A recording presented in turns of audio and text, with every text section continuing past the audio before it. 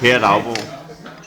Det er nu blevet aften, og vi sidder på hotpot, og stemningen har nået uanede højder.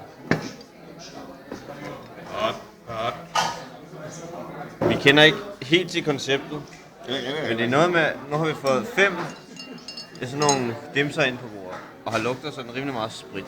Det fortæller med, at manden kommer med noget mad, og så kan Sonny lige fortælle os, hvordan det skal foregå.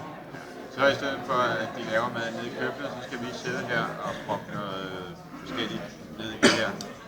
Og så skal vi vente på, at de bliver færdige, så kan vi tage én ting op ad gangen, så kan vi lige spise den. Nå, der var noget kød færdigt. Så der var ikke nogen grøntsager færdige. Nå, der var en grøntsag færdig, så spiser man den. Så er man mæt, eller det ved jeg måske ikke engang, men man er bare træt af at sidde og lege med det. Og så prøver man... Det er helt rigtigt, jeg har gjort det.